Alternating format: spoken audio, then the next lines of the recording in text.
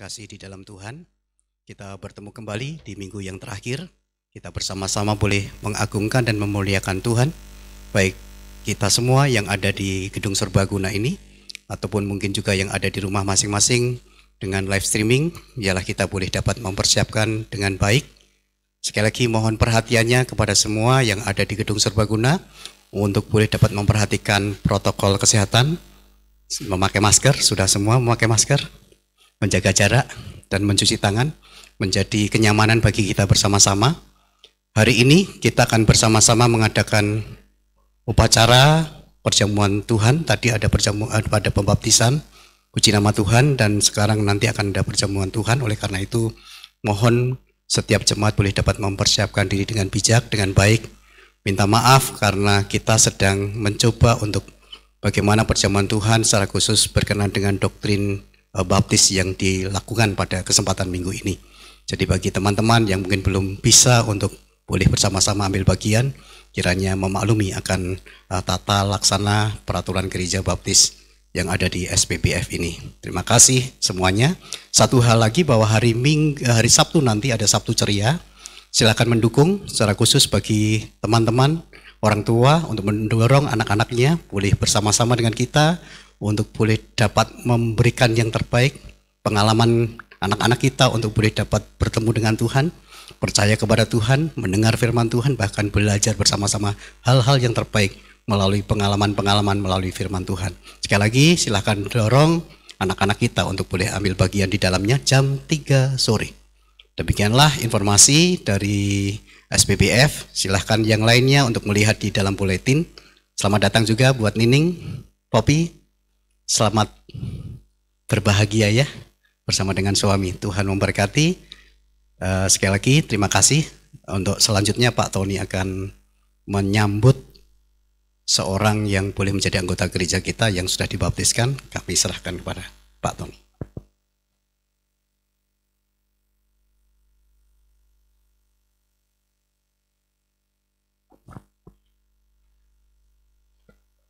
Saudara-saudaraku yang terkasih di dalam Tuhan Yesus Kristus, pada minggu pagi ini kita boleh bersorak, bergembira, karena saudara kita Pandu baru saja dibaptis pagi ini jam 7 tadi, jam 7.00, dan biarlah saudara Pandu meninggalkan kehidupan lama dan mulai hidup baru di dalam Yesus Kristus, dan mudah-mudahan Pandu ini akan menjadi pekerja juga dan membawa Injil kemana-mana Pandu berada. Silakan Pak Pandu bisa maju ke depan. Terima kasih dan selamat atas pembaptisan pada pagi hari ini.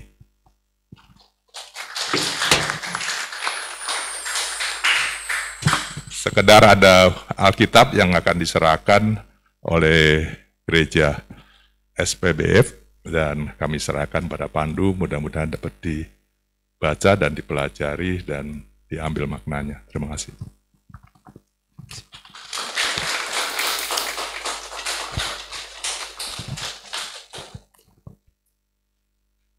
Shalom Bapak Saudara kasih nama Tuhan Yesus.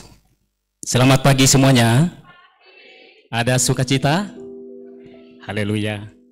Puji nama Tuhan, kita akan mulai ibadah kita pada pagi hari ini. Mari kita persiapkan diri kita yang terbaik bagi Tuhan. Kita bersaat teduh.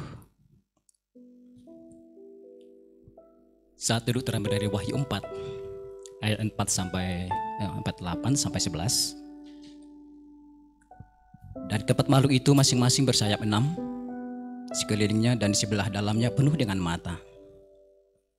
Dan dengan tidak berhenti-hentinya mereka berseru siang dan malam, Kudus, Kudus, Kuduslah Tuhan Allah yang Maha Kuasa, yang sudah ada dan yang akan datang. Dan setiap kali makhluk-makhluk itu mempersembahkan puji-pujian dan hormat dan ucapan syukur kepada Dia yang duduk di atas tahta itu dan yang hidup sampai selama-lamanya. Maka tersyukurlah ke-24 tua-tua itu di hadapan Dia yang duduk di atas tahta itu. Dan mereka berkata, dan mereka menyembah Dia dan hidup sampai selama-lamanya. Dan mereka melemparkan mahkotanya di hadapan tahta itu sambil berkata, Ya Tuhan dan Allah kami, Engkau layak menerima puji-pujian dan hormat dan kuasa. Sebab Engkau menciptakan segala sesuatu dan oleh karena kehendak-Mu semuanya itu ada dan diciptakan. Puji nama Tuhan bagi saudara. Kita masuki ruang Maha Kudus Tuhan kita. Kita berikan puji yang terbaik bagi Tuhan. Oleh karena kuasa dari Yesus sehingga kita layakkan untuk dapat masuk kepada ruang Maha Kudus Allah kita. Haleluya Tuhan, haleluya. Ku masuk ruang Maha Kudus. Ku masuk ruang Maha Kudus dengan darah anak domba. Ku masuk dengan hati tulus, menyembah yang maha kuasa. Ku masuk ruang Maha Kudus dengan darah anak domba. Ku masuk dengan hati tulus, menyembah yang maha kuasa. Mari sembah, ku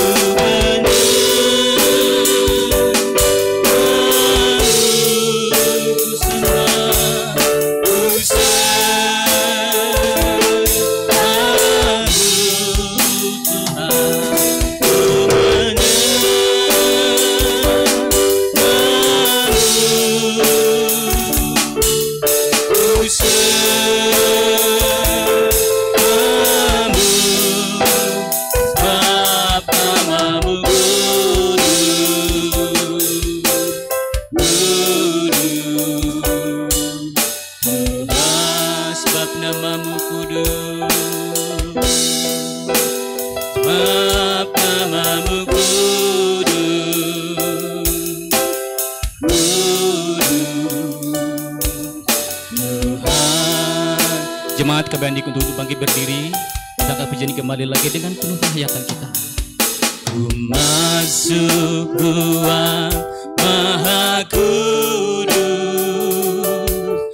dengan darah anak domba. Ku masuk dengan hati tulus,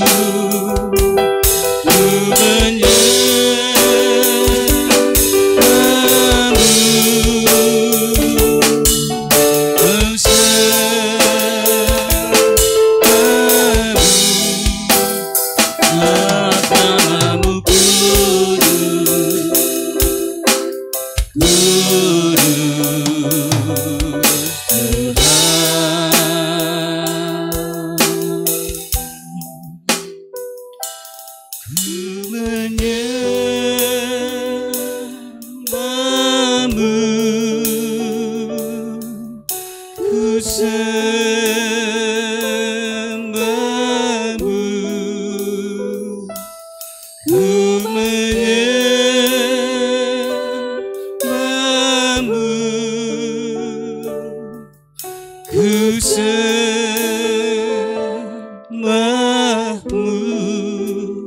sebab namamu kudus, kudus Tuhan, sebab namamu kudus, sebab namamu kudus, kudus Tuhan, sebab namamu kudus, sebab namamu kudus, kudus Tuhan. Engkaulah ya Allah kami yang kudus ya Tuhan, Engkaulah kami yang layak disembah dan dipuji Tuhan. Bapa, terima kasih Tuhan Yesus untuk anugerah yang Tuhan berikan bagi kami, sehingga kami boleh layak Tuhan datang dan masuk ke hadirat-Mu yang kudus Tuhan. Oleh karena darah Yesus ya yang sudah tercurah bagi kami, sehingga kami boleh layak di hadapan-Mu Tuhan. Terima kasih Bapa, terima kasih. Kami persiapkan hati kami yang terbaik bagi Tuhan. Kami menyembahkan penyembahan kami yang terbaik bagi Tuhan pada pagi hari ini. Kiranya Engkau ya Bapa menilik setiap hati kami Tuhan. Pulihkan setiap hati kami, agar kami datang dengan tulus hati Tuhan. Merendahkan diri dan layak datang menghampiri kemurahan-Mu Tuhan. Bapa, terima kasih.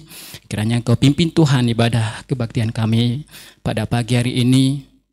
Perjamuan kudus juga Tuhan yang akan kami lakukan. Bila kiranya kami Tuhan layakkan, Tuhan siapkan diri kami sehingga kami mampu menjadi anak-anak Tuhan yang menjadi anak pemenang dalam Kristus. Bapa, terima kasih.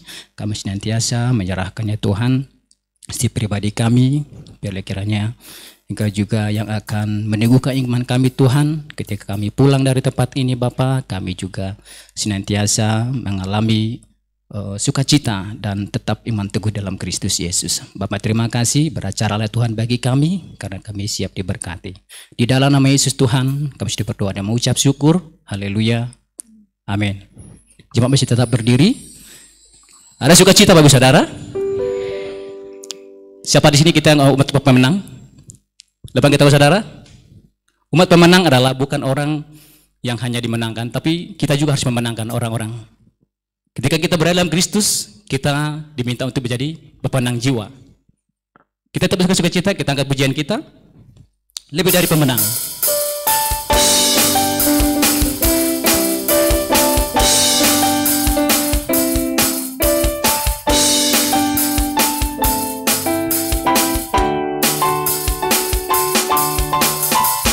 Lebih dari pemenang dalam segala perkara. Iblis telah dikalahkan oleh kuasa darahnya. Jika Allah di pihak kita, siapa dapat melawan? Kita lebih dari pemenang. Haleluya, haleluya. Kibarkanlah panjinya, Yesus Raja segala raja. Haleluya, haleluya. Bangkitlah gerejanya, kita lebih dari pemenang. Lebih dari pemenang dalam segala perkara. Haleluya. Iblis telah dikalahkan oleh kuasa darahnya.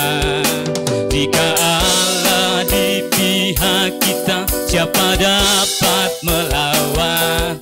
Kita lebih dari pemenang. Haleluya, haleluya.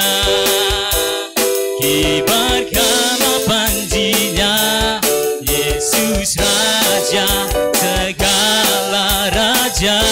Haleluya, haleluya. Bangkitlah gerejanya, kita lebih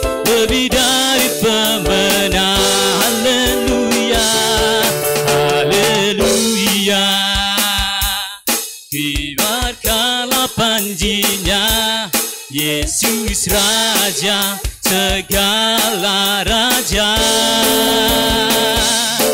Haleluya, bangkitlah gerejanya, kita lebih dari pemenang.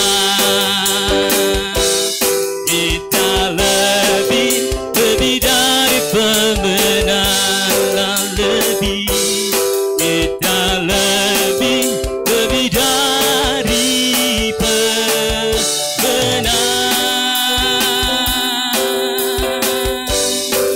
Haleluya.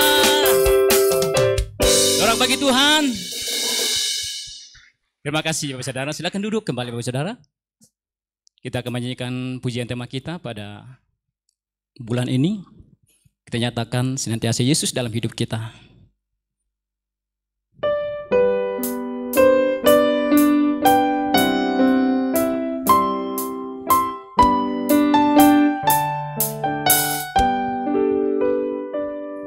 Di dunia yang penuh cemar antara sesamamu, hiduplah saleh dan benar, nyatakan Yesus dalammu, nyatakan Yesus, nyatakan Yesus dalammu, nyatakan Yesus dalammu.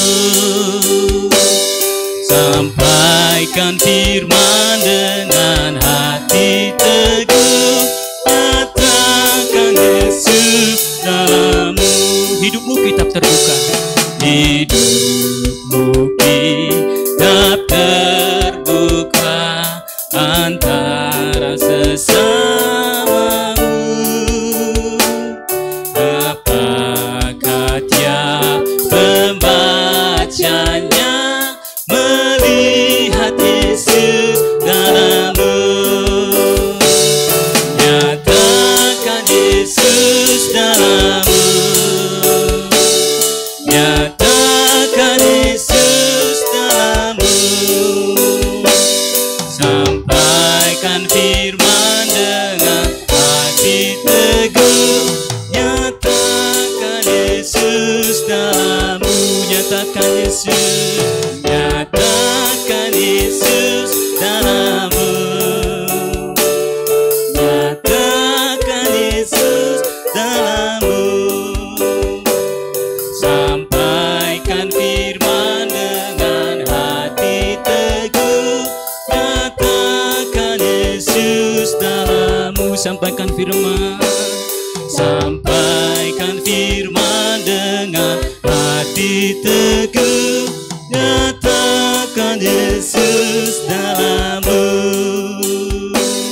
Sampaikan firman dengan hati teguh, nyatakan Yesus dalammu. Ada amin Bapak Ibu Saudara? Haleluya, kita persiapkan diri kita penyembahkan penebaran firman Tuhan. Pembacaan firman Tuhan terambil dari Mazmur 14 ayat 24 sampai 25. Saya akan bacakan bagi kita sekalian. Dan ketika Yesus dan murid-muridnya sedang makan, Yesus mengambil roti, mengucap berkat, memecah-mecahkannya, lalu memberikannya kepada mereka dan berkata, "Ambillah, inilah tubuhku." Sesudah itu ia mengambil cawan, mengucap syukur, lalu memberikannya kepada mereka. Dan mereka semuanya minum dari cawan itu. Dan ia berkata kepada mereka, "Inilah darahku, darah perjanjian yang ditumpahkan bagi banyak orang. Aku berkata kepadamu, sesungguhnya aku tidak akan minum lagi hasil pokok anggur sampai pada hari aku meminumnya, yaitu yang baru dalam kerajaan Allah." Kita persiapkan kembali hati kita angkat pujian kita karena salib-Mu. Hanya Kau Tuhan di hidupku, sehingga Engkau memberikan hidup yang baru bagi saya, bagi kami semua Tuhan. Darah-Mu yang telah memulihkan kami, ujikan kami.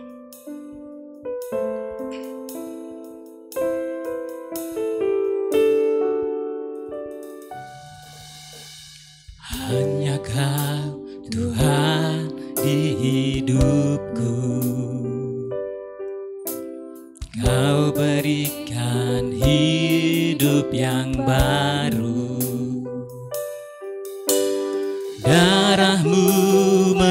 menyucikan, pulihkan hatiku. Katakan Kaulah segalanya. Engkaulah sumber pengharapan, Engkaulah sumber pengharapan. Kuasa-Mu sanggup menyembuhkan. Jiwaku pun berserah hanya kepadamu, Yesus, Kaulah segalanya. Jemaat pagi berdiri kembali. Karena salib-Mu ku hidup, karena salib-Mu ku menang. Engkau yang berkuasa, sanggup untuk melakukan mujizat-Mu di hidupku. Hanya Kau Tuhan di hidupku. Hanya Kau Tuhan di hidupku. Haleluya Tuhan. Kau berikan hidup yang baru. Darah-Mu menyucikan, pulihkan hatiku. Ku nyatakan Kaulah segalanya. Engkaulah sumber pengharapan, Engkaulah sumber pengharapan. Kuasa-Mu sanggup menyembuhkan Tuhan. Kuasa-Mu sanggup menyembuhkan. Jiwaku pun berserah hanya kepadamu, Yesus, Kaulah segalanya. Karena salib-Mu, karena salib-Mu ku hidup, karena salib-Mu ku menang. Engkau yang berkuasa, sanggup untuk melakukan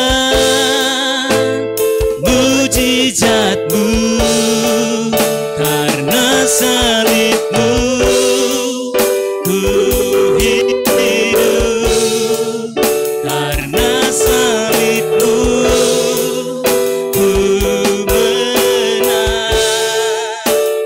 Engkau yang berkuasa, sanggup untuk melakukan mujizat-Mu.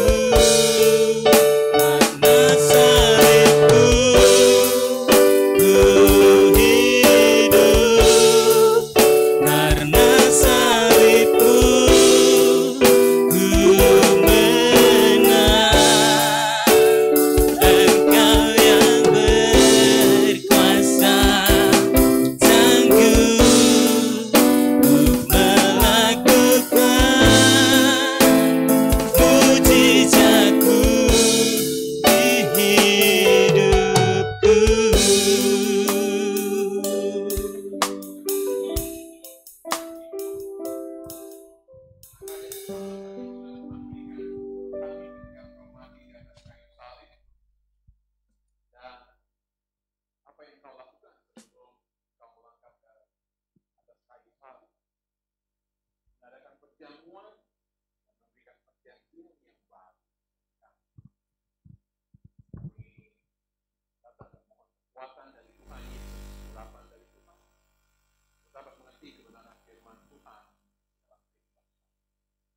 Bapak, kami mau menyerahkan setiap anakku yang ada di dalam ruangan ini. Kami berdoa supaya firman Tuhan ini akan menolong mereka, memberkati mereka, menguatkan mereka dalam perjalanan mereka bersama dengan Tuhan Yesus. Hamba berdoa juga Tuhan,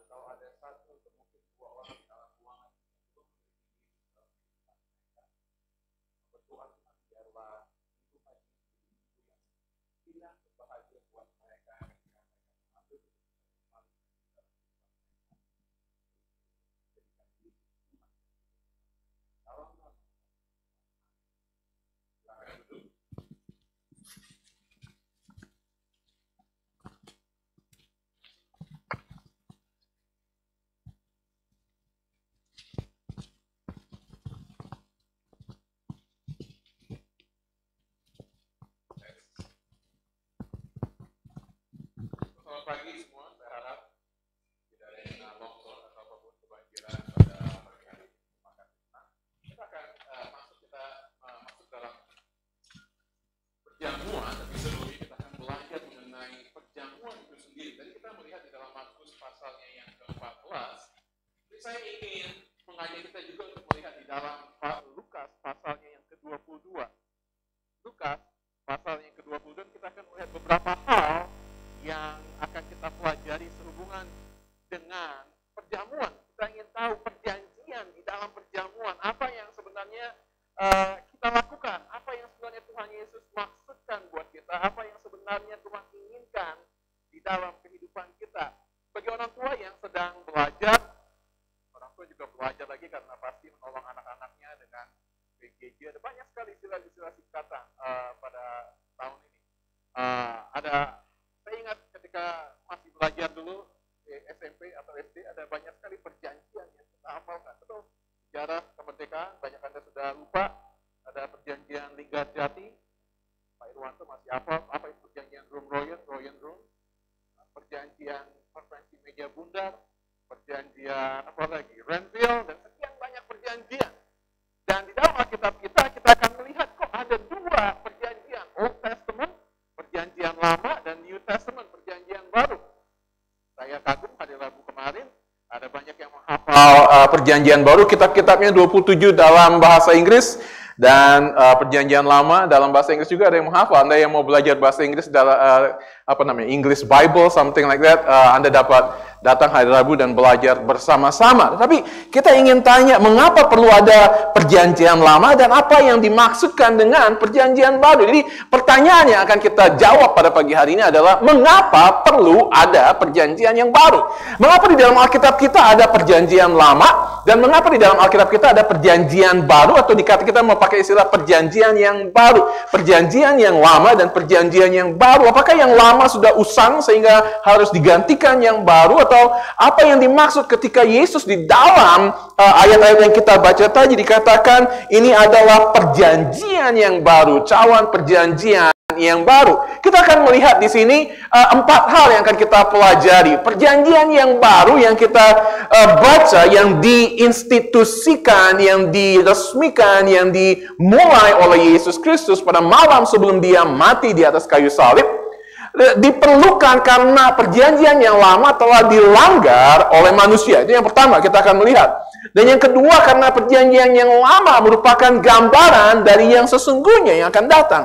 Sehingga ketika yang lama itu adalah gambaran, tentu saja kita harus melihat yang baru, yang sesungguhnya dari yang akan datang. Indah untuk melihat gambaran dari sesuatu, tetapi lebih indah lagi untuk dapat melihat yang nyata, yang sesungguhnya. Dan perjanjian yang baru adalah perjanjian yang menawarkan keselamatan kepada semua orang. Kita akan melihat apa ini maksudnya dan apa ini maksud ketika berbicara perjanjian yang baru menawarkan keselamatan kekal bagi semua orang. Nah, Anda melihat apa yang dimaksud dengan perjamuan. Kita pada sebentar lagi Anda sudah menerima cawan, anggur dan roti. Tapi di dalam perjamuan Paskah, di dalam bahasa sebenarnya aslinya Paskah, tidak pakai H, Paskah, Passover dari orang Yahudi, ini adalah tradisi yang mereka lakukan sejak mereka keluar dari perbudakan di Mesir. Pada waktu mereka keluar, kemudian Musa memulai satu tradisi, suatu upacara yang terus turun-menurun sampai dengan detik ini. Orang-orang Yahudi masih melakukan versi mereka.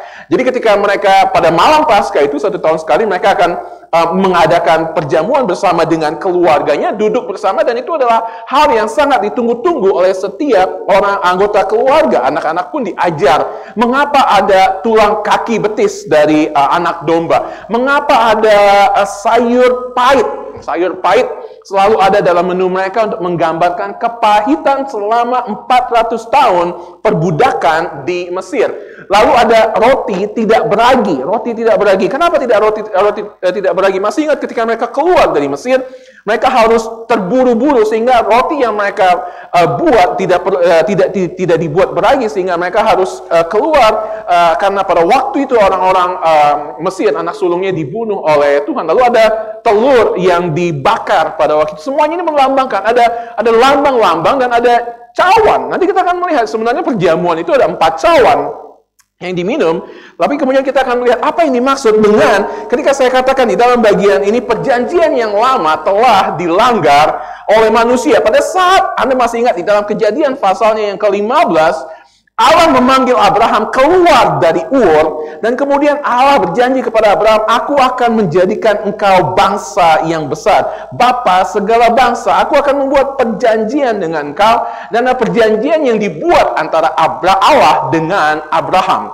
Lalu kemudian ketika bangsa Israel keluar dari Mesir, kemudian Musa di dalam pasal yang ke-24 kitab Keluaran menginstitusikan satu perjanjian antara Allah dengan bangsa Israel. Musa mengambil darah anak lembu domba dan menyiramkannya kepada bangsa itu, memercikannya, serta berkata, inilah darah perjanjian yang diadakan Tuhan dengan kamu berdasarkan segala firman ini. Perjanjiannya adalah bahwa aku, kata Allah, akan menjadi Allahmu dan engkau akan menjadi umatku.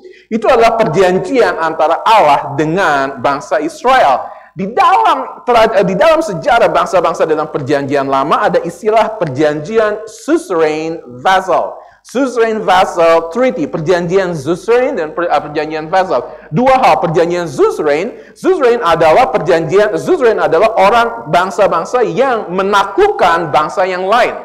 Jadi suzerain adalah ketika suzerain vassal treaty adalah perjanjian yang dibuat ketika dua bangsa berperang dan kemudian yang satu kalah dan takluk dan harus mengakui keperkasaan kerajaan yang lain. Itu adalah suzerain. Nah, vassal adalah bangsa yang ditaklukkan, bangsa yang kalah. Mereka akan membuat perjanjian setuju bahwa mereka akan tunduk kepada raja yang menaklukkan. Nah, Anda tahu di dalam perjanjian yang kita kenal sekarang ini ada banyak sekali perjanjian. Misalnya, kalau Anda memulai sebuah usaha, Anda punya saham 50% dan yang satu lagi memiliki 5%, Anda akan memiliki perjanjian, dan kedua perjanjian itu adalah perjanjian yang dibuat antara orang-orang yang satu level, sama-sama memiliki kekuatan keuangan yang seimbang, dan mereka membuat perjanjian seimbang antara satu dengan yang lain. Tetapi suzerain vassal treaty adalah perjanjian antara satu pihak yang memiliki kekuasaan yang jauh lebih besar dengan satu pihak yang tidak memiliki kekuasaan lagi, atau bangsa yang ditaklukkan. Di dalam hal perjanjian antara Allah dengan Israel adalah perjanjian ini, suzerain vassal treaty, artinya Allah sebagai pihak yang lebih kuat, pihak yang lebih besar, pihak yang lebih dikdaya, mengadakan perjanjian dengan Israel yang lebih lemah, yang tidak mampu apa-apa, yang sudah dikeluarkan oleh Allah dari perbudakan di Mesir, dan ini adalah perjanjian yang harus ditaati oleh mereka. Itu sebabnya ketika bangsa Israel melakukan tahun demi tahun perjamuan ini, dan sebelum Yesus melangkah ke Bukit Golgota, Yesus perlu untuk menegaskan kembali sekali lagi bahwa perjanjian yang sudah dibuat oleh Allah dengan bangsa Israel, perjanjian yang sudah mereka teguhkan antara Allah dengan Abraham, Allah dengan Ishak, Allah dengan Yakub, Allah dengan Daud, dilanggar oleh bangsa Israel. Dan Anda kalau membaca kitab 1 Raja-Raja, 2 Raja-Raja, Anda melihat bagaimana mereka semua meninggalkan perjanjian dengan Allah, tidak lagi setia menyembah Allah, tidak lagi mau menjadikan Allah sebagai satu-satunya Allah. Mereka mengundang dewa-dewa yang lain dan mereka menyembah kepada berhala-berhala, sehingga kemudian Allah membawa mereka masuk ke dalam pembuangan ke Asyur dan ke Babel. Ini adalah yang dimaksudkan ketika bangsa Israel melanggar perjanjian yang sudah Allah buat dengan mereka. Aku akan menjadi Allahmu dan engkau akan menjadi umatku. Dilanggar perjanjiannya sehingga Tuhan melihat bahwa umat manusia tidak mampu untuk hidup di dalam perjanjian antara Allah dengan manusia, atau yang disebut dengan perjanjian yang lama. Perjanjian yang lama yang dibuat oleh Allah dengan bangsa Israel tidak mampu untuk ditaati. Dan kalau hanya ada perjanjian yang lama tersebut, Anda dan saya tidak akan mampu untuk dapat duduk di dalam ruang ibadah ini, menerima keselamatan yang Dia berikan dengan cuma-cuma. Itu sebabnya perlu ada perjanjian yang baru. Yang kedua, kita akan melihat kenapa perlu ada perjanjian yang baru. Karena Yesus mengatakan perjanjian yang lama merupakan gambaran dari apa yang sesungguhnya. Dia kemudian mengatakan seperti ini di dalam Lukas pasal yang ke-22. Anda lihat di dalam ayat 15, Yesus berkata kepada murid-muridnya, "Aku sangat rindu makan Paskah ini bersama-sama dengan kamu." Nah, kata sangat rindu di dalam bahasa aslinya adalah kata yang betul-betul diberikan penekanan yang double emphatic. Artinya bahwa Allah, Yesus Kristus amat sangat rindu untuk memakan perjamuan ini bersama dengan mereka. Dan saya ingin mengajak Anda untuk belajar sesuatu yang penting untuk kita. Anda tahu bahwa Yesus adalah Allah, Yesus adalah Tuhan, dan dia adalah manusia. Dan saya meyakini bahwa sejak dia kecil, dia sudah tahu bahwa suatu saat dia akan melangkah ke Bukit Golgota. Anda tahu bahwa sejak dia, masih ingat ketika dia berada di Bait Allah umur 12 tahun dan dia tertinggal di sana, dan ketika Yusuf dan Maria datang dan mencari, dan kemudian Yesus berkata, "Tidak tahukah engkau bahwa aku harus ada di dalam rumah Bapakku?" Saya meyakini bahwa sejak kecil itu Yesus sudah tahu bahwa Yesus akan melangkah dan darah dan tubuhnya akan dicurahkan di atas kayu salib. Nah, perhatikan bersama dengan saya dan coba bayangkan ini. Yesus adalah orang Yahudi dan setiap tahun dia bersama dengan orang tuanya makan perjamuan Yahudi. Setiap tahun dia makan perjamuan dan Yahudi, dan dia membayangkan bahwa suatu saat pada waktu dia berumur 12 tahun, ini imajinasi saya tapi saya yakin ini terjadi, dia berpikir bahwa suatu saat nanti dia akan makan perjamuan dengan murid-muridnya, karena dia Allah yang melihat segala sesuatu dan dia melihat apa yang akan terjadi di masa yang akan datang. Pada waktu dia berumur 15 tahun, dia makan bersama dengan orang tuanya dan dia membayangkan suatu saat dia akan makan terakhir dengan murid-muridnya. Suatu saat dia akan melangkah ke atas Bukit Golgota. Pada waktu dia berumur 21 tahun, mungkin dia makan bersama dengan keluarganya. Dan dia tahu suatu saat dia akan makan bersama-sama dengan muridnya. Dan ketika dia mulai melayani, dan ini adalah kemungkinan perjamuan ketiga atau keempat antara Yesus dengan murid-muridnya, karena mereka melayani 3,5 tahun lamanya. Itu sebabnya ketika dia berkata, "Aku sangat rindu makan Paskah dengan ini." Yang ada dalam bayangan Yesus pada malam hari itu adalah bahwa apa yang dia pikirkan, apa yang dia bayangkan, apa yang dia ingat dikenang sejak dia usia remaja sampai dengan saat itu akan kejadian. Dia akan makan terakhir. Dan apa yang dia tunjukkan kepada murid-muridnya ketika dia berkata, dia mengambil cawan dan dia mengambil roti dan dia berkata di dalam ayat 19, "Inilah tubuhku yang diserahkan bagi kamu." Dia mengambil roti yang tidak beragi itu dan dia berkata, roti ini yang bertahun-tahun, 1500 tahun dipakai oleh orang Yahudi untuk memperingati akan sesuatu yang tidak mereka ketahui apa itu. Dan dia mengatakan kepada murid-muridnya, yang dari kecil engkau lakukan, yang dari kecil engkau alami, yang dari kecil engkau makan, roti yang tidak beragi ini adalah tubuhku. Cawan yang engkau selalu minum di dalam perjamuan ini, cawan yang 1500 tahun lebih mereka minum, dan anggur yang selama itu mereka minum, ini adalah darahku. Di dalam sejarah kekristenan ada banyak perbedaan. Apakah roti yang kita makan, anggur yang kita minum adalah sungguh-sungguh tubuh dan darah Yesus?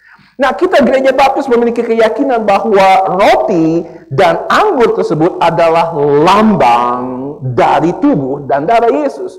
Ada gereja-gereja lain yang berpikir bahwa roti dan anggur tersebut adalah sungguh-sungguh daging dan darah Yesus yang masuk ke dalam tubuh kita. Kita tidak percaya hal itu karena dengan Yesus mengatakan seperti ini di dalam kitabnya. Dia ada di situ dan dia mengambil roti dan dia darah dan berkata, "Inilah tubuhku." Kita tidak sungguh-sungguh memakan daging dan darah Yesus, tetapi ini adalah lambang dari apa yang Yesus lakukan ketika dia mati di atas kayu salib bagi kita yang berdosa. Nah, kita akan melihat ketika Yesus mengambil cawan, ada 4 cawan. Sebenarnya ada 4 cawan di dalam perjamuan Yahudi. Nah, 4 cawan ini melambangkan masing-masing perjalanan kehidupan pembebasan bangsa Israel. Nah, diambil dari Keluaran pasal 6, Anda akan dapat melihat di dalam slide berikutnya saya akan bacakan. Keluaran pasal 6 ayat 6 sampai 7. Dan Anda akan melihat, sebab itu katakanlah kepada orang Israel, "Akulah Tuhan,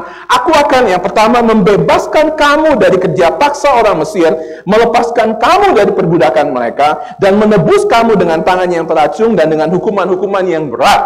Aku akan mengangkat kamu menjadi umatku dan aku akan menjadi Allahmu, supaya kamu mengetahui bahwa akulah Tuhan Allahmu yang membebaskan kamu dari kerja paksa orang Mesir, dan aku akan membawa kamu ke negeri yang dengan sumpah telah kujanjikan, memberikannya kepada Abraham, Ishak, dan Yakub. Nah, di dalam slide berikutnya Anda akan melihat di dalam 2 ayat ini ada 4 janji yang diberikan oleh Allah kepada bangsa Israel. Yang pertama, aku akan membebaskan kamu. Yang kedua, aku akan melepaskan kamu. Dan yang ketiga, aku akan mengangkat kamu. Dan yang keempat, aku akan membawa kamu ke negeri yang dengan sumpah telah kuberikan. Ini adalah 4 hal yang dijanjikan oleh Allah kepada bangsa Israel. Dan oleh sebab itu, orang-orang Yahudi meminum 4 cawan. Ada 4 cawan yang mereka pakai pada waktu itu. Dan apa yang Yesus lakukan ketika dia mengangkat cawan di dalam pasal ke-22 ayat yang ke-17, ia mengambil sebuah cawan.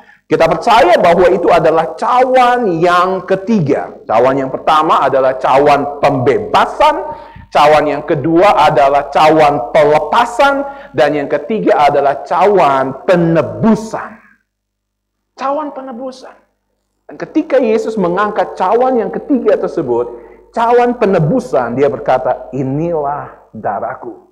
Darah Yesus dicurahkan supaya ada penebusan yang diberikan kepada umat manusia. Dan Anda tahu bahwa di dalam Matius 26, di dalam bagian ini tidak dijelaskan di dalam Lukas pasal 22 ketika dia berkata, cawan ini adalah perjanjian baru oleh darahku yang ditumpahkan bagimu. Di dalam Matius 26 ayat 26 dikatakan, ini adalah yang ditumpahkan untuk penebusan dosa engkau.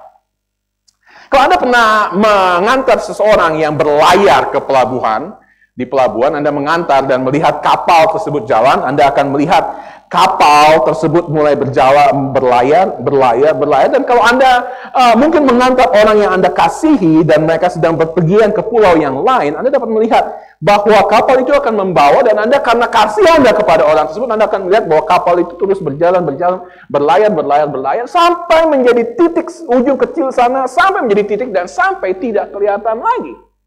Gambaran yang dipakai di dalam perjanjian baru ketika berbicara darahku yang ditumpahkan untuk penebusan bagi kamu adalah gambaran yang diberikan ketika kapal ini pergi keluar ke jauh sampai ketika kita tidak melihatnya lagi. Apa yang dimaksud? Ada yang dimaksud adalah ketika kita ditebus oleh darah Yesus Kristus yang mahal, bahwa dosa kita kemudian dibuang jauh keluar dan tidak kelihatan lagi, karena Tuhan sudah menebusnya dengan darahnya yang kudus. Ini adalah gambaran mengenai perjanjian baru yang memberikan keselamatan. Yang berikutnya kita akan melihat bahwa perjanjian yang baru diberikan kepada kita karena perjanjian ini menawarkan keselamatan kepada semua orang.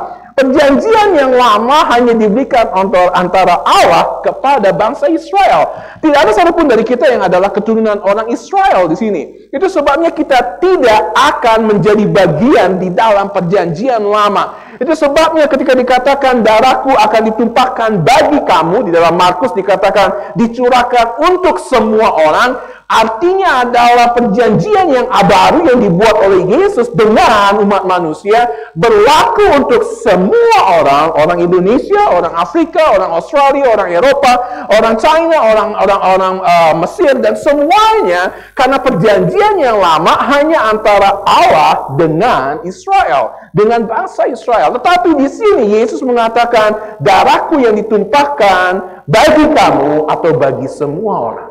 Itu sebabnya perlu ada perjanjian yang baru. Itu sebabnya kita akan makan roti dan minum anggur ini, karena ini melambangkan apa yang Yesus lakukan di atas kayu salib. Ketika dia mati di atas kayu salib, ada tulisan di atas kepalanya, inilah Raja orang Yahudi. Dan Pontius Pilatus memerintahkan supaya kalimat itu ditulis di dalam 3 bahasa. Bahasa Ibrani, bahasa Aram, dan bahasa Yunani. Ketiga bahasa yang pada waktu itu dipakai oleh orang-orang di dunia itu pada waktu itu. Dengan kata lain, Pontius Pilatus ingin mengatakan semua orang harus tahu kenapa Yesus di atas mati, dipakukan di atas kayu salib. Walaupun Pontius Pilatus merencanakan itu menurut hikmat yang dia miliki, tetapi Allah sudah merencanakan semuanya itu karena memang ketika Yesus mati di atas kayu salib, dia tidak hanya mati untuk keturunan Daud saja, dia tidak hanya mati untuk orang-orang Lewi saja, dia tidak hanya mati untuk orang-orang Israel saja, tetapi dia mati untuk kita semua. Itu sebabnya keselamatan diberikan, ditawarkan, saya pakai istilah, ditawarkan oleh Yesus kepada semua orang. Tetapi masalahnya adalah, ada dari kita di sini yang belum mau menerima tawaran keselamatan tersebut. Ada dari kita sini yang sudah terus-menerus ditawarkan, dan ditawarkan, dan ditawarkan, dan ditawarkan. Tetapi Anda belum mau untuk menerima tawaran keselamatan tersebut. Misalnya, saya hanya berandai-andai. Saya berkata andai-andai. Misalnya saya berkata kepada Pendeta Irwanto, karena kasih saya kepada Anda, saya mau memberikan iPad ini untuk Anda. Saya tawarkan. Dia langsung berkata, Pak, jangan hanya berandai-andai dong. Saya berkata, ya, saya hanya mampu untuk berandai-andai saja. Saya berkata, ini untuk Anda. Kapan iPad ini menjadi milik Pendeta Irwanto? Kapan? Saya sudah memberikan kepada dia, saya sudah menawarkan kepada dia, tapi ketika dia melihat sudah 3 tahun usianya, dia berkata, kayaknya sudah tua, saya mau yang nanti tahun 2022.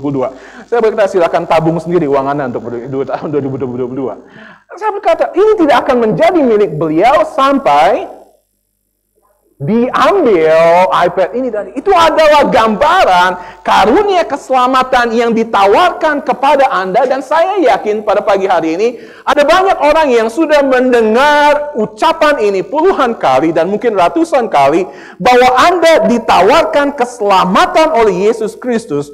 Anda datang berbakti, Anda datang mendengarkan khotbah, dan Anda mendengarkan tantangan, tapi Anda berkata, itu bukan untuk saya. Itu bukan untuk saya. Atau Anda berkata nanti. Atau Anda berkata, saya pikir-pikir dulu.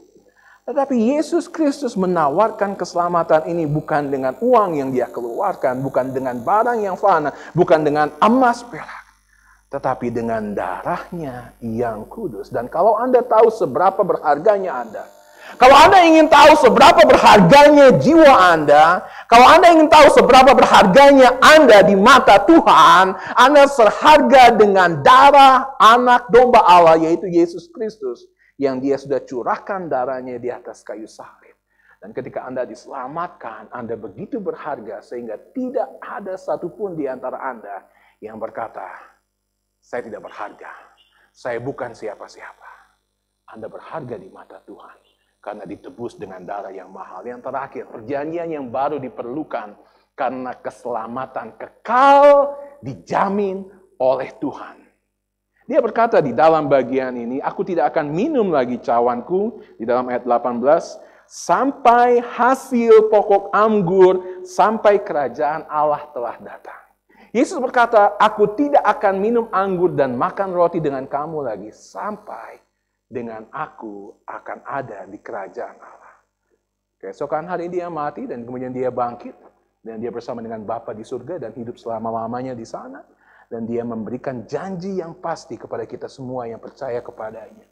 Bahwa ketika kita menerima tawaran tersebut, kehidupan kekal, Anda tidak akan dibuang. Keselamatan yang dia berikan kepada Yesus Kristus akan kekal selama-lamanya. Gambaran dari ketika dia mengatakan, aku tidak akan minum ini lagi sampai aku akan minum dalam satu perjamuan pesta anak domba Allah antara Anda dengan saya. Dan ketika Yeremia berkata, mengingat perjanjian ini, dia berkata di dalam Yeremia 31, Yeremia dinubuatkan oleh Tuhan untuk mengatakan nubuatan yang luar biasa. Dengan kata lain, saya ingin sampaikan bahwa dia sudah memberikan perjanjian yang baru yang akan datang nanti, yang diberikan oleh Yesus Kristus. Dan di dalam pasal yang ke-32, next slide, akan menolong kita untuk melihat bahwa dia berkata, aku akan mengikat perjanjian kekal dengan mereka. Perjanjian yang kekal. Bahwa aku tidak akan membelakangi mereka, melainkan aku akan berbuat baik kepada mereka. Aku akan menaruh kerakut kepadaku dalam hati mereka, supaya mereka jangan menjauh daripadaku. Tahukah Anda, inilah yang Allah sampaikan kepada Anda dan saya. Bahwa Dia ingin, Dia rindu, dan Dia pastikan bahwa ketika kita ada dalam hubungan yang indah dengan Tuhan, itu bersifat kekal selamanya. Pada waktu Don Richardson, utusan Injil dari Amerika, masuk ke tanah Papua di awal tahun 1950-an.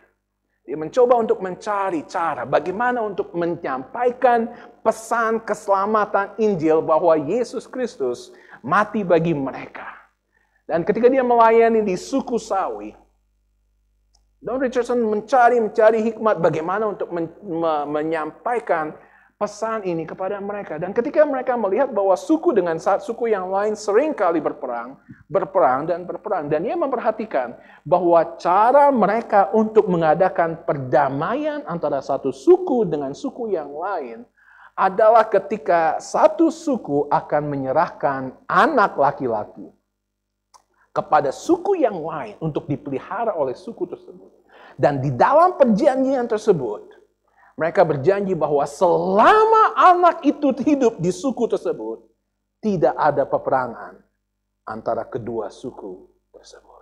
Dan Don Richardson berkata, ini adalah gambaran yang sempurna, ilustrasi yang sempurna yang dapat disampaikan kepada orang-orang di Papua sana mengenai apa yang Allah lakukan ketika Dia mengaruniakan anaknya yang tunggal untuk mati di atas kayu salib, menyerahkan kepada kita, dan selama anak itu hidup tidak akan ada perseteruan antara Allah dengan manusia. Selama Yesus hidup di dalam hati Anda, tidak akan ada perseteruan antara Allah dengan Anda. Selama Yesus terus menjadi Tuhan di dalam kehidupan Anda, Anda dijamin kehidupan kekal di dalam surga bagi Anda.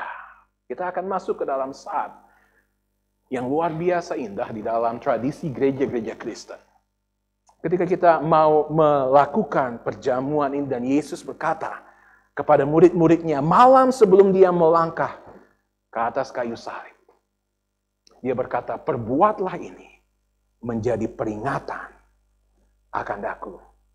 Nah, bagi Anda yang belum terlalu banyak mengenal gereja baptis, di dalam gereja-gereja baptis ada dekorasi yang indah. Ada dekorasi yang biasanya selalu ada kayu salib. Lalu kemudian ada mimbar, dan kemudian ada meja perjamuan. Kalau Anda masuk, itu bukan meja persembahan, tetapi meja perjamuan. Dan di meja perjamuan tersebut ada tulisan yang diukir dengan manis sekali, dengan tulisan menjadi peringatan akan aku. Apa yang dimaksud dengan kayu salib, mimbar, dan meja perjamuan? Artinya adalah orang ditebus oleh darah Yesus Kristus di atas kayu salib, dan orang memberi diri untuk diajar melalui mimbar tersebut, dan orang diperintahkan untuk melayani satu dengan yang lain. Ketika mereka mengingat darah perjanjian yang dicurahkan oleh Yesus Kristus di atas kayu salib. Perjamuan adalah peringatan akan apa yang Yesus lakukan bagi kita. Pada pagi hari ini, mungkin ada dari antara Anda yang belum boleh untuk mengikuti perjamuan ini karena Anda belum memberikan diri Anda, hidup Anda kepada Yesus Kristus sebagai Tuhan dan Juru Selamat. Mungkin pagi ini adalah kesempatan bagi Anda untuk berkata kepada Yesus Kristus, aku mau menjadikan Engkau Tuhan, satu-satunya Tuhan dan Juru Selamat di dalam kehidupan Anda. We're going to pray this morning, and if you want to trust Jesus as your Lord and Savior, when we pray this morning, I want to ask you and I want to challenge you to raise your hands as a proof that you want to trust Jesus as your personal Lord and Savior, and you want to follow Him all of your lives. Kalau Anda mau menjadi pengikut Yesus, ketika kita berdoa, Anda mengangkat tangan Anda. Anda berkata, Tuhan, saya mau serahkan hidup saya untuk Tuhan Yesus. Bapa, kami datang dan berdoa. Saat ini adalah saat yang ketika kami mau menyerahkan semuanya untuk Tuhan. Kami berdoa Tuhan berkati ketika kami akan menantang orang untuk mengambil keputusan. untuk Tuhan Yesus. Engkau berkati, Engkau tolong. If you want to trust Jesus as your Lord and Savior, raise your hands and I will pray for you. Praise the Lord. If you want to trust Jesus as your Lord and Savior, raise your hand and I will be praying for you. Ada 2 anak kita yang mengambil keputusan di belakang. Ada lagi yang mau mengambil keputusan untuk percaya kepada Tuhan Yesus. Ada lagi yang mau berkata, Tuhan terima kasih untuk darah-Mu yang sudah Tuhan curahkan. Bapa, di dalam nama-Mu, kami mengucap syukur untuk keputusan Aylar dan Ariana untuk mengikuti Yesus.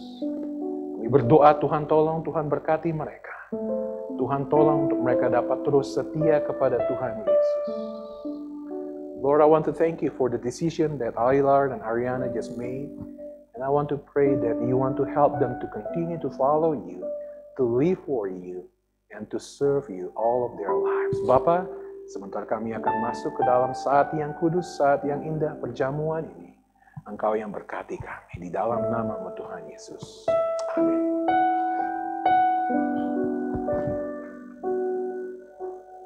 Puji nama Tuhan, firman Tuhan begitu ini disampaikan dari hambanya Bapak Pendeta John Roni. Kita akan meresponi firman Tuhan. Kita angkat pujian kita bukan dengan barang fana.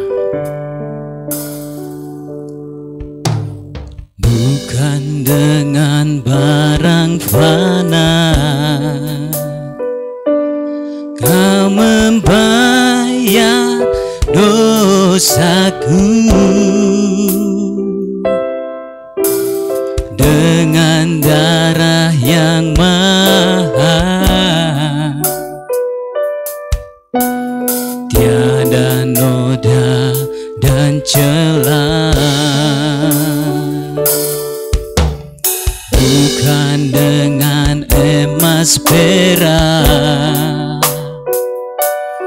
Kau menebus diriku, oleh segenap kasih dan pengorbananmu. Ku telah mati dan tinggalkan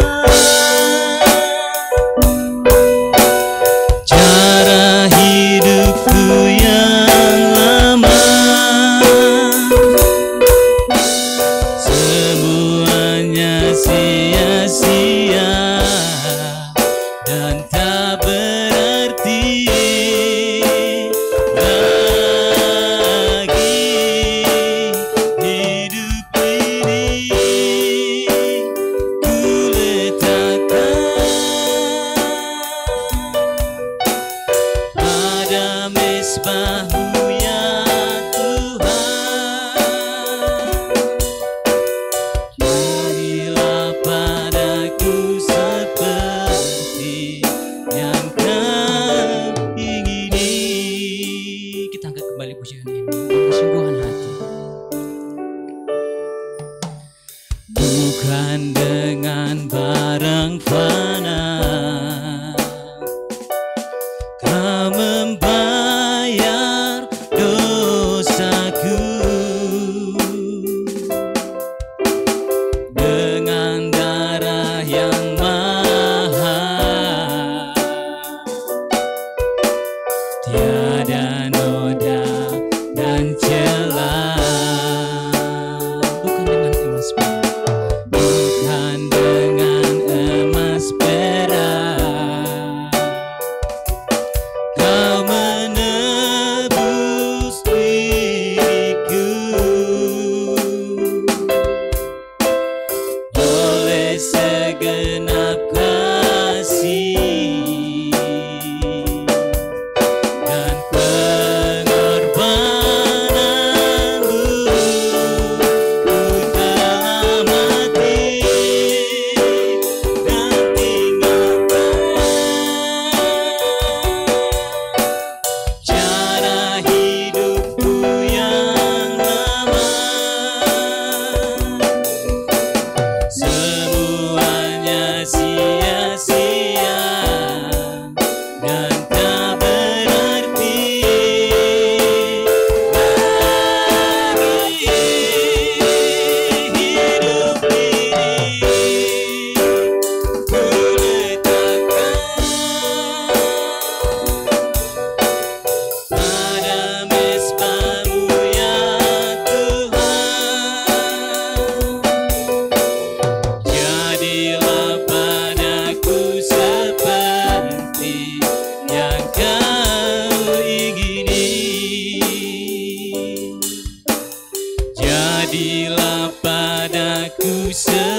seperti yang Kau ingini.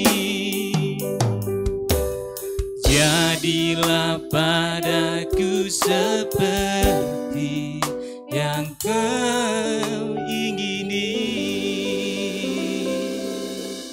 Kita persiapkan diri kita untuk masuk dalam perjamuan kudus.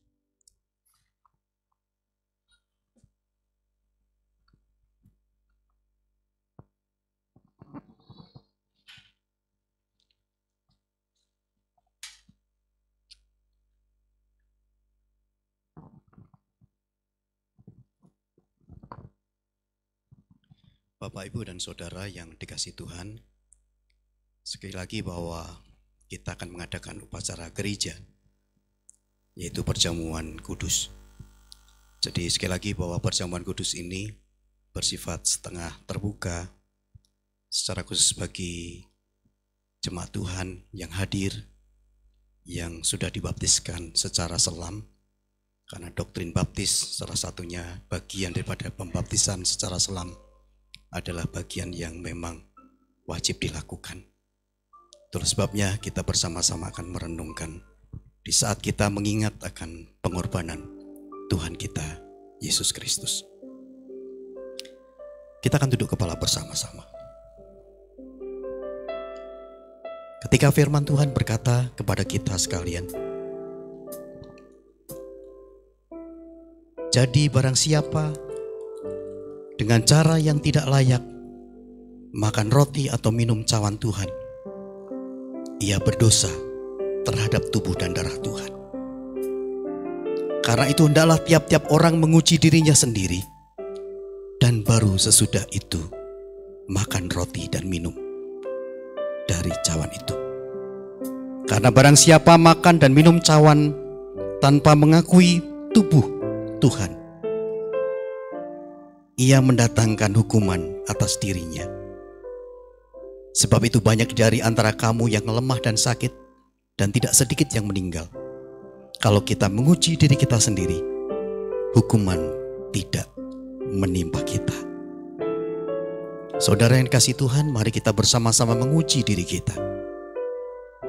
Apakah benar bahwa kita adalah orang-orang yang sungguh layak untuk ikut ambil bagian di dalam mengingat akan perjamuan kudus ini?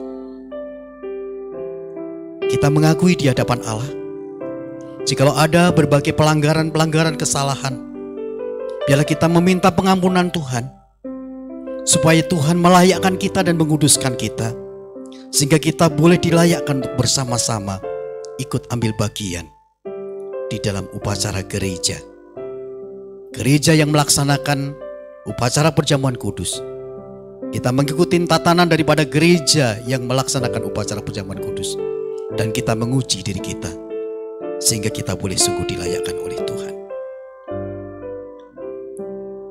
Tuhan Yesus, ketika kami mungkin ada berbagai situasi, kondisi, kami merasa bersalah. Ketika kami ada pelanggaran-pelanggaran. Ketika kami ada di dalam diri menyakiti hati orang lain. Kami memohon pengampunan-Mu, kami memohon pengudusan-Mu. Supaya kami sungguh-sungguh Tuhan, di saat kami mengingat akan kematian Tuhan Yesus Kristus untuk menebus segala dosa dan kesalahan kami melalui roti dan anggur sebagai lambang tubuh Kristus yang tercapik-capik dan darah yang tercurah untuk setiap orang yang percaya kepada Tuhan memperoleh keselamatan melalui mengingat.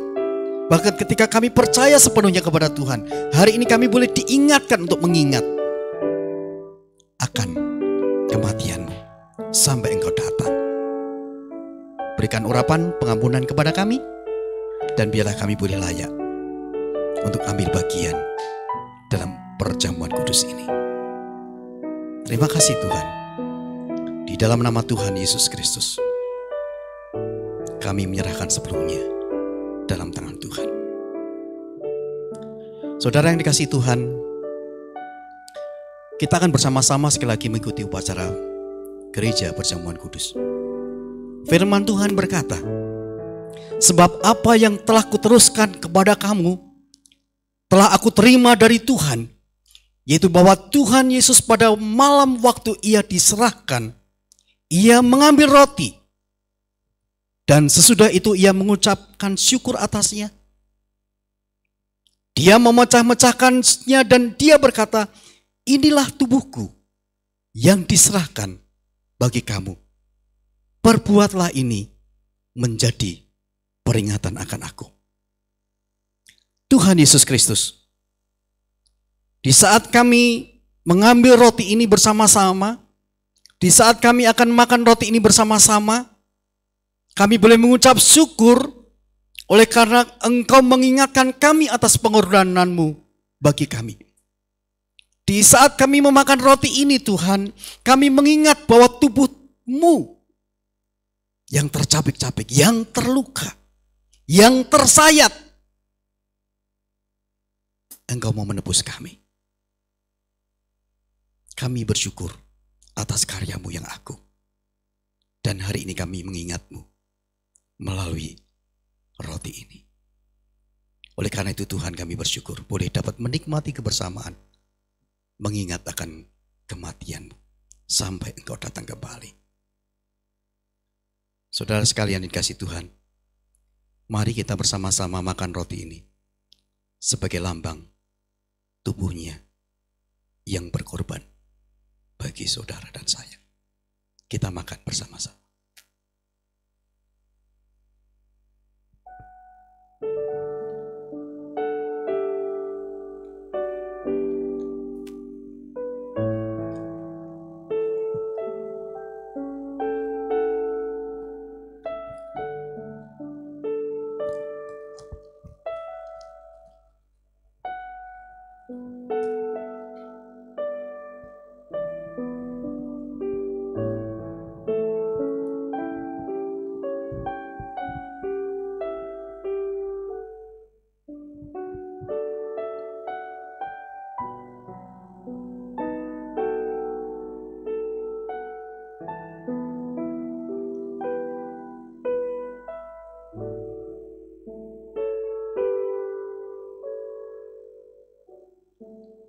Demikian juga, ia mengambil cawan sesudah makan, lalu berkata, cawan ini adalah perjanjian baru yang dimeteraikan oleh darahku. Perbuatlah ini setiap kali kamu meminumnya menjadi peringatan akan aku. Sebab setiap kali kamu makan roti ini dan minum cawan ini, kamu memberitakan kematian Tuhan sampai Ia datang. Terpujilah Engkau Tuhan. Kami kembali mengingat akan darah-Mu yang tercurah atas kami melalui upacara gereja, perjamuan kudus, anggur yang melambangkan darah-Mu yang tercurah atas kami.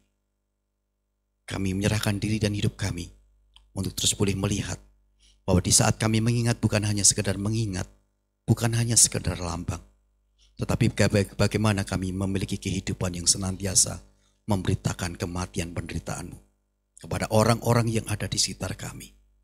Sampai Engkau datang kembali, banyak orang percaya kepada Engkau. Terima kasih Tuhan, kami bersyukur atas darah-Mu yang tercurah.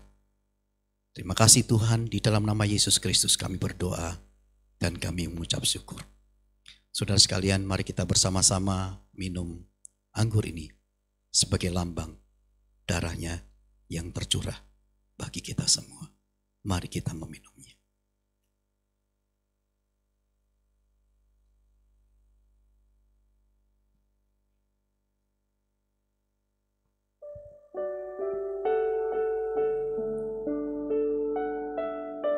Terima kasih Tuhan.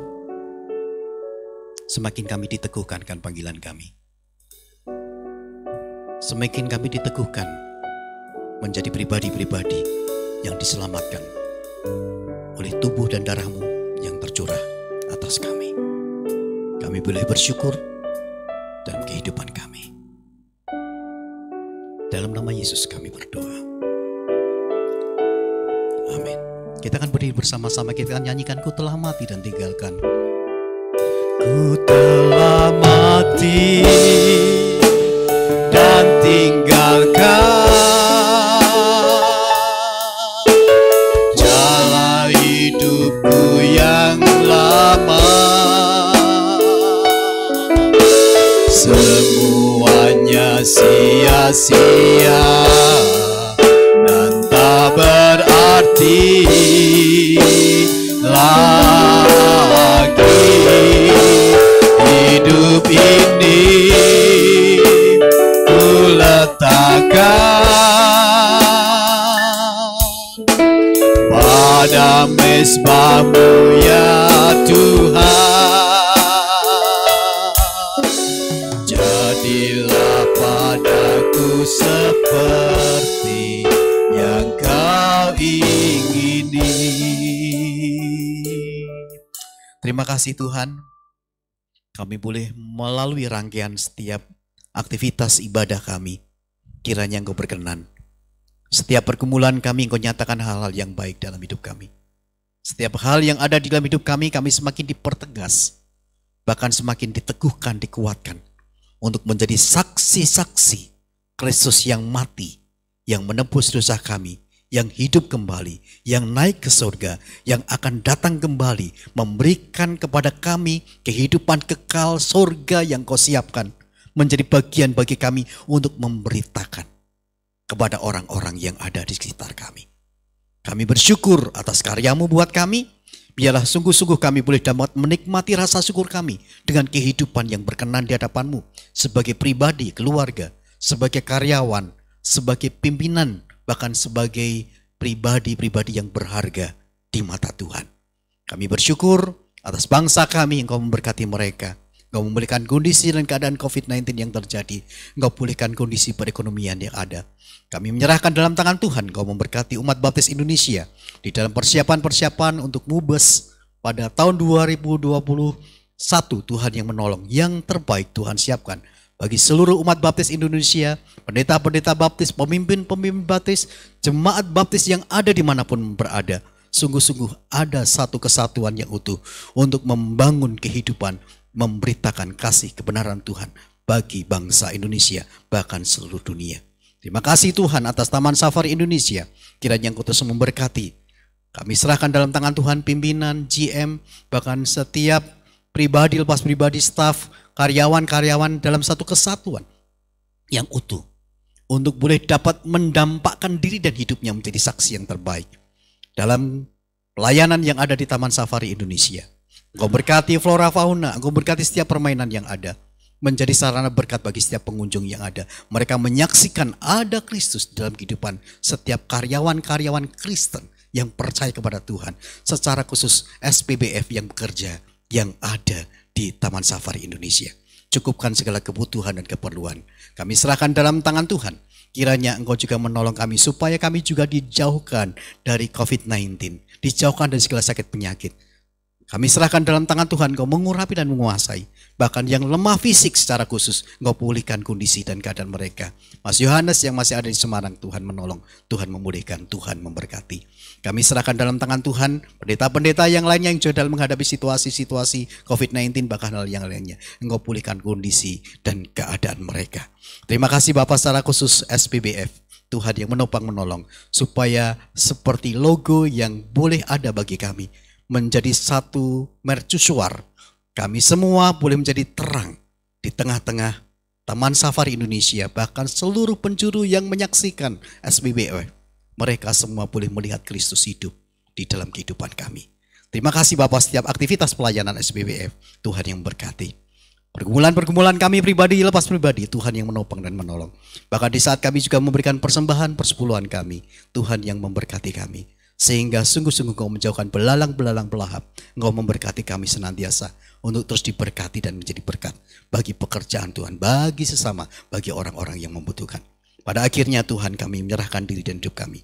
Di saat kami kembali beraktivitas, bahkan kami pulang dari tempat ini, bahkan ketika kami melakukan hal apapun yang Tuhan percayakan kepada kami, mohon berkat-Mu tercurah atas kami. Kasih karunia Allah Bapa, anugerah Tuhan Yesus Kristus, penyertaan Roh Kudus, menjadi berkat yang terbaik dalam kehidupan saudara sekalian dimanapun saudara berada. Sungguh-sungguh saudara diberkati dan saudara menjadi berkat.